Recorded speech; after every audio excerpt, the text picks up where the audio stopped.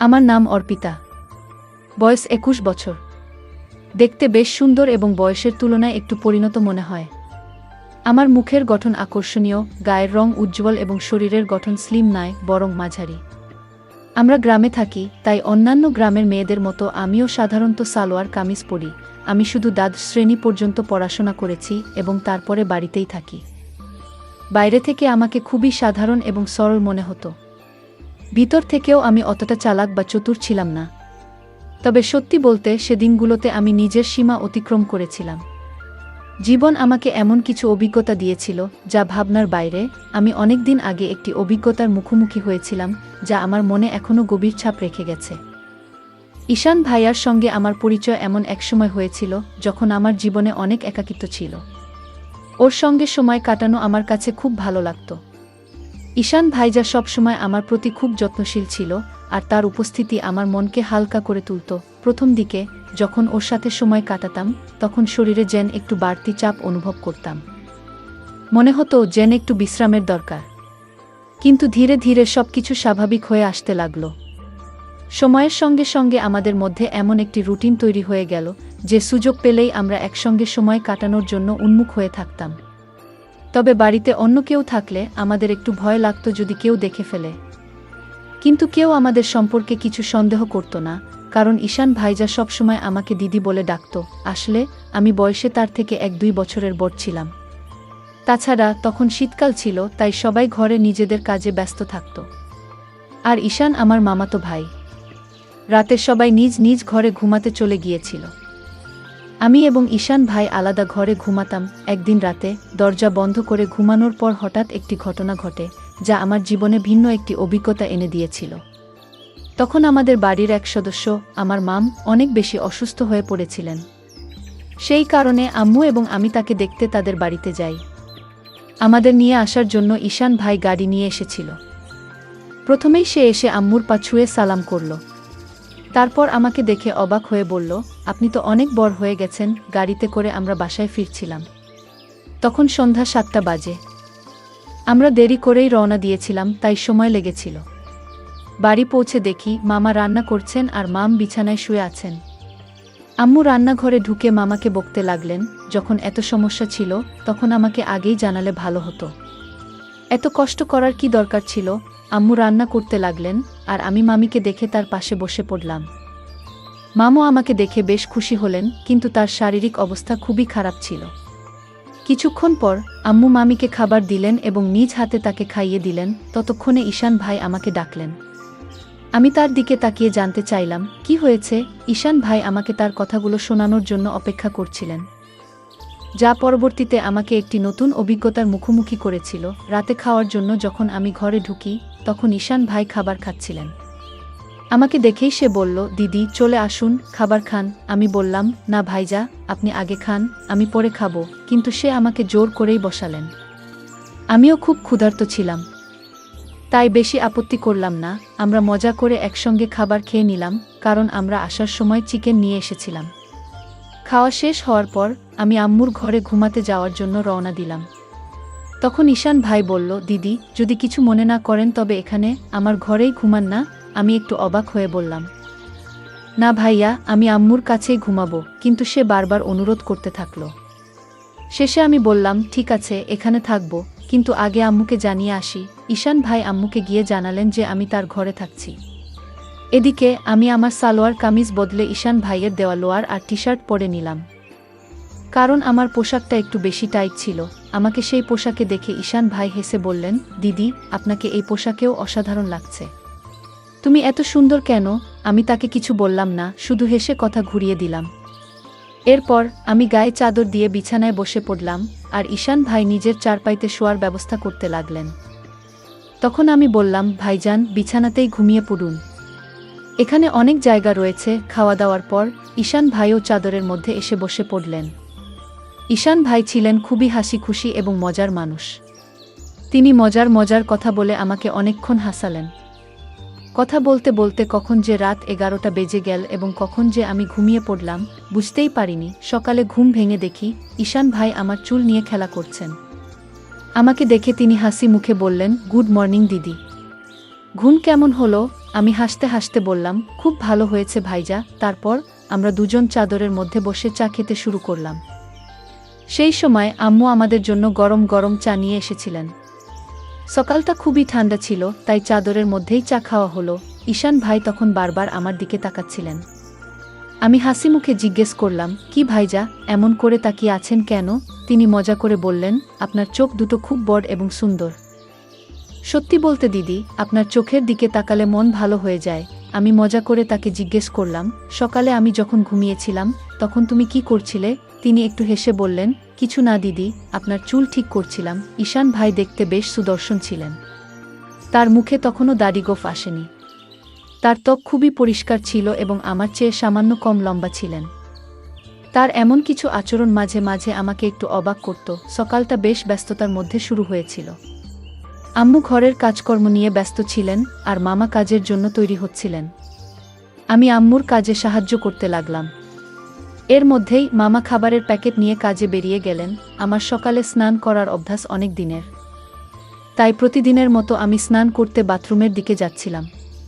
কিন্তু আমি জানতাম না যে ঈশান ভাইও এই সময় স্নান করেন। বাথরুমের দরজা খোলার সঙ্গে সঙ্গে আমি লজ্জায় লাল হয়ে গেলাম এবং দ্রুত নিজের ঘরে ফিরে এলাম।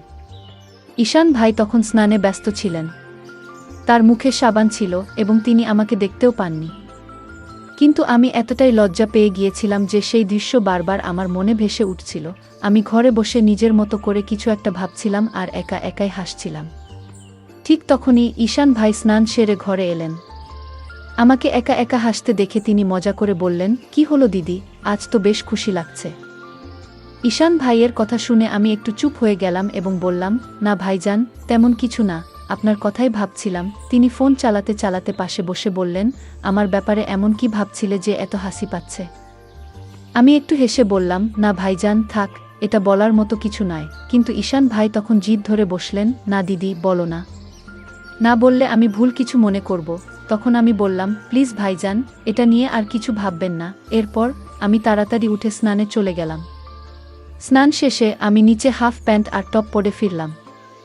তখনও ঈশান ভাই সেখানেই বসেছিলেন। স্নানের সময় আমি চুলও ধুয়েছিলাম, তাই ঘরে ফিরে চুল শুকোচ্ছিলাম। মজা করার জন্য আমি জেনে বুঝেই পানি একটু ঈশান ভাইয়ের দিকে ছিটাচ্ছিলাম। এটা দেখে হঠাৎ ঈশান ভাই উঠে দাঁড়ালেন এবং আমার চুল ধরে আমাকে বিছানায় বসিয়ে দিলেন। তার আচরণে আমি রাগ করে উঠে বললাম, এটা কি হচ্ছে ঈশান? রাগের বশে আমি তার হাতে একটি মৃদু আঘাত করলাম। এরপর ঈশান ভাই কোনো কথা না বলে চুপচাপ ঘর থেকে বেরিয়ে গেলেন। তার এই আচরণে আমিও কিছুটা হতবাক হয়ে গেলাম। আমার মনে খুব আফসোস হচ্ছিল যে হয়তো আমাকে এটা করা উচিত ছিল না। কিন্তু আমি জানতাম ঈশান ভাই যা করতে যাচ্ছিলেন, তাতে যদি আমি তাকে থামাতে কোনো পদক্ষেপ না নিতাম তবে হয়তো তিনি থামতেন না। এরপর আমি তাড়াতাড়ি নিজের চুল ঠিক করলাম এবং গোসল করে আম্মুর কাছে চলে গেলাম। আম্মু শুধু মামির কথা ভাবছিলেন। তিনি ওনার জন্য ওষুধ দেখিয়ে দিয়েছিলেন, গোসল করিয়ে দিয়েছিলেন এবং খাবারও প্রস্তুত করে রেখেছিলেন। তখন আম্মু বললেন, তাড়াতাড়ি ঈশানকে ডেকে আনো, সে গরম গরম খাবার খেয়ে নিক, পরে খাবার ঠান্ডা হয়ে যাবে। আমিও জানতাম যে ঈশান ভাই আমার উপর রেগে আছেন। যখন আমি তাকে ডাকতে গেলাম দেখলাম তিনি ছাদের উপর আছেন। ঈশান ভাই ছাদের উপর বসে ফোনে কিছু দেখছিলেন। আমি পেছন থেকে ডাক দিলাম, ভাইয়া, নিচে চলে আসো। আম্মু খাবারের জন্য ডাকছেন, কিন্তু তিনি কোনো উত্তর দিলেন না। তখন আমি আরও কাছে গিয়ে তার কাছে সরি বলতে লাগলাম, ভাইজা, দয়া করে আমাকে ক্ষমা করে দাও। রাগের মাথায় এমনটা করে ফেলেছি। তবু তিনি চুপ করে থাকলেন এবং আমাকে উপেক্ষা করতে লাগলেন।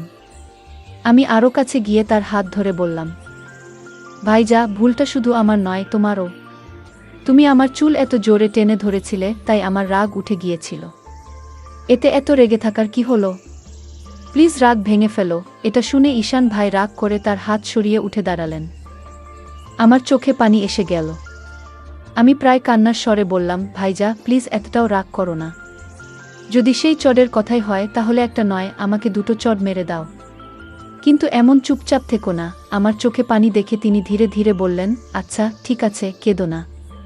তুমি কাঁদলে মোটেও ভালো লাগবে না। কিন্তু তোমার হাত তোলাটা ঠিক হয়নি। ঠিক আছে, এবার চলো খাবার খাই। আমি আবার বললাম, তুমি আগে বলো যে তুমি আমাকে মাফ করে দিয়েছ। ভাইজা হেসে বললেন, এই যে, এবার থামো। খুব বেশি মাফ চেয়ে ফেলেছ। এটা এত বড় ব্যাপারও নয়। চলো তাড়াতাড়ি নিচে যাই। আমরা দুজন নেমে আসার পর যখন আমরা নিচে গেলাম, আম্মু এবং মাম ইতিমধ্যেই খেয়ে নিয়েছেন। আম্মু তখন রান্নাঘরে কাজ গুছিয়ে নিচ্ছিলেন। আমি আর ঈশান ভাই একসঙ্গে বসে খাবার খেয়ে নিলাম। খাওয়ার পর আমি কিছুক্ষণ মামির পাশে বসে তার সাথে কথা বলতে শুরু করলাম এবং তার শরীরের খোঁজখবর নিতে লাগলাম। এরই মধ্যে আম্মু তার কাজ শেষ করে ফিরে এলেন। আম্মু এসে বললেন, আমি আর তোমার মাম পাশের বাড়ির আন্টির সাথে দেখা করে আসি, একটু হাঁটাহাঁটিও হবে, ততক্ষণ তুমি বাসায় থাকো। ঈশানকেও বলে দিয়েছি যেন কোথাও না যায়, আমরা অল্প সময়ে ফিরে আসব। এরপর আম্মু মামিকে নিয়ে বেরিয়ে গেলেন আর আমি মামার ঘর গুছাতে শুরু করলাম। তখন ঈশান ভাইও সেখানে এসে মজা করতে লাগলেন। আমি তাকে বললাম, ভাইজা প্লিজ একটা জিনিস এনে দাও। ঈশান ভাই বললেন, বলো দিদি, কি আনবো? তোমার কি ভালো লাগে? তখন আমি বললাম, আমার জন্য একটু চকলেট এনে দাও, চকলেট আমার খুব পছন্দ। ঈশান ভাই মুচকি হেসে বললেন, ঠিক আছে, তুমি ঘর পরিষ্কার করো, আমি চকলেট নিয়ে আসি। ঈশান ভাই চকলেট আনতে বেরিয়ে গেলেন আর আমি আবার ঘর পরিষ্কার করতে শুরু করলাম। ঘর গুছানোর সময় আমি যখন মামির আলমারি খুললাম, তখন দেখলাম সেখানে মামির মেকআপের অনেক জিনিস রাখা আছে। সাজগোজ করার প্রতি আমার ভীষণ আগ্রহ থাকায় সেগুলো দেখেই আমার মন নেচে উঠল। সময় কাটানোর জন্য আমি মামির সাজগোজের জিনিসপত্র নিয়ে তৈরি হতে শুরু করলাম। একটু একটু মেকআপ করলাম, তারপর মামির ঝুমকা আর গয়না পরে নিলাম। আলমারির উপর দিকে ঝুলিয়ে রাখা মামির শাড়িগুলোর মধ্যে একটি লাল শাড়ি বের করলাম এবং তা পরতে শুরু করলাম। যখন ঈশান ভাই চকলেট নিয়ে ফিরে এলেন, আমি তখন পুরোপুরি সেজেগুজে একেবারে নতুন বউয়ের মতো তৈরি। চুল খুলে নিয়েছি, লিপস্টিক লাগিয়েছি আর হাতে চুড়িও পরেছি। ঈশান ভাই যখন ঘরে ঢুকলেন, আমাকে এমন সাজে দেখে একদম হতভম্ব হয়ে গেলেন। তার মুখ থেকে শুধু বের হলো, দিদি তুমি তো অসাধারণ দেখাচ্ছ। আমি তার কাছ থেকে চকলেট নিয়ে বিছানায় বসে খেতে শুরু করলাম। ঈশান ভাইও পাশে বসে গেলেন আর তার চোখ আমার উপর থেকে সরছিল না। তখন আমি বললাম, ভাইজা এত তাকিয়ে থেকো না, এতে আমি অস্বস্তি বোধ করছি। ঈশান ভাই হেসে বললেন, কি করব দিদি, তোমার উপর থেকে চোখ সরানোর মনে হচ্ছে না। তুমি শাড়িতে এত সুন্দর দেখাচ্ছ যে মনে হচ্ছে যেন সত্যি কোনো পরী। এরপর মজা করে বললেন, মন চাইছে তোমাকে বউ বানিয়ে ফেলি। আমি বুঝতে পারছিলাম সে মুহূর্তে তার মনে কি চলছিল, কিন্তু আমি হালকা হাসি দিয়ে বিষয়টি অন্যদিকে ঘুরিয়ে দিলাম। আমি মজা করে ঈশান ভাইকে বললাম, তাহলে আর থেমে কেন? বলো, আমাকে স্ত্রী বানিয়ে কি করবে? ঈশান ভাই একটু হেসে বললেন, থাক দিদি, জানি তুমি ইচ্ছে করেই ভান করছো। আমি তখন বললাম, তুমি কি তাহলে তোমার দিদিরই সুযোগ নিতে চাও? জানো, যদি আম্মু জানেন বা মামা জানতে পারেন আমাদের কি অবস্থা হবে? ভাইয়া বললেন, দিদি এত ভাবনার কিছু নেই, আমরা তো ঘরেই আছি, আর কেউ জানতে পারবে না। তুমি শুধু একটা বার হ্যাঁ বলো, আমি সব সামলে নেব। আমি মুচকি হেসে বললাম, তাহলে আগে বলো, তুমি কি আমার এই শাড়ি দেখে এত কথা বলছো, নাকি আগে থেকেই এমন ভাবনা ছিল?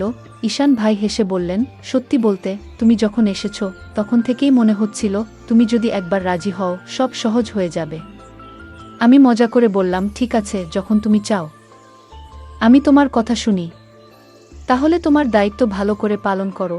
এই কথায় ভাইয়া খুব খুশি হয়ে বলল, ধন্যবাদ দিদি, জানতাম তুমি আমাকে না করবে না, তুমি সত্যিই সেরা। আমি বললাম, থামো তো, এত প্রশংসা করার দরকার নেই, আর সন্ধ্যায় আমার জন্য চকলেট আনতে ভুলবে না। ভাইজা বলল, ঠিক আছে দিদি, যা চাইবে সব আনবো, একটু অপেক্ষা করো। ঈশান ভাই বেরিয়ে যাওয়ার পর আমি একটু অস্বস্তি অনুভব করলাম। যখন তিনি ফিরে এলেন, আমি বললাম, ভাইজা এই মুহূর্তে আমার একটু অসুবিধা হচ্ছে, সন্ধ্যায় এ বিষয়ে কথা বলবো, আর এখন আমাকে সময় দাও, ঠিক আছে? কিন্তু ঈশান ভাই আমার কথায় থামল না। সে শান্ত গলায় বলল, দিদি এত ভাবছো কেন? ভয় পাওয়ার কিছু নেই, সব ঠিক থাকবে। তবে যদি তোমার অস্বস্তি হয়। আমি মুচকি হেসে বললাম, অস্বস্তি হলে তুমি চোখ বন্ধ করে নিতে পারো, তাই না? আমিও চোখ বন্ধ করলাম। সেই মুহূর্তে ঈশান ভাই কিছু বলতে যাচ্ছিল, কিন্তু ঠিক তখনই দরজায় হঠাৎ করাঘাতের শব্দ হলো। আমরা দুজনেই থমকে গেলাম। কিছুক্ষণ পর বাইরে থেকে আম্মুর গলা শোনা গেল, কেউ কি ঘরে আছো? দরজা খুলবে না?